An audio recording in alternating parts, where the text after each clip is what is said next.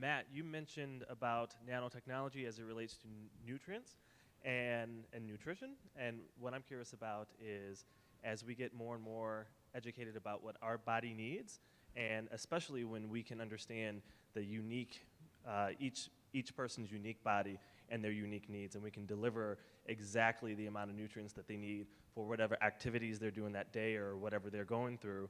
Do you think that we're going to see a decline in the enjoyment of food? Is that still a thing? Keith, would you be interested in that? I don't think so. It's sort of like what I was talking about earlier, that bifurcation of how we use food.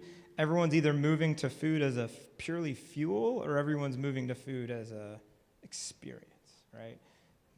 Dinners are getting longer, but then they're also getting shorter. So, because people either are dining solo because they're by themselves and they're on the go, or because they're using dining to hang out with their friends or seek comfort of other people.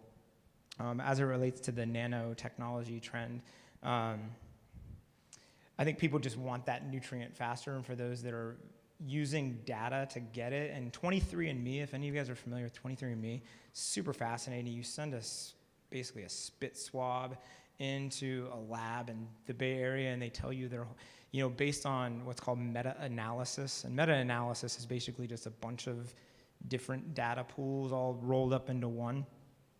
They'll tell you about your lineage and who you're tied to. And I think the same thing is going to start happening to food. Every body is different. Luke's body is different than my body, which is different from your body, and everyone has a different reaction.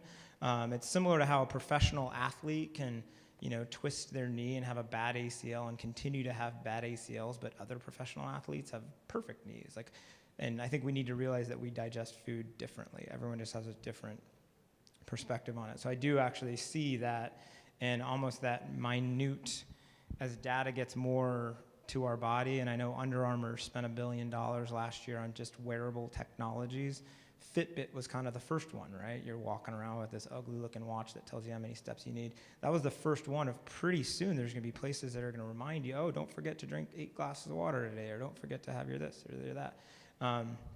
It's going to happen. It's just a matter of when, and whether it's the Tysons of the world or the startups that are coming out of WeWork that are leading it. Yeah, I mean, as I listen to you ask the question, nobody's mentioned Soylent, but if you're unfamiliar, Soylent is purely functional. It's basically nutrition in a nearly flavorless goop. And so I think all of this, I hope, is contextual. So I'm somebody who is on the road a lot, and if I'm in a taxi on the way to a panel and I don't have time for dinner, I might eat something purely functional. But I love that some folks have emphasized the connection between food and culture, and I think, I'm also somebody who loves the communal aspects of eating with my wife or friends or whatever, and so I think there will be more control and choice, but I hope, just as a human being, that we're not all on a Soylent drip in 10 years with nothing else happening.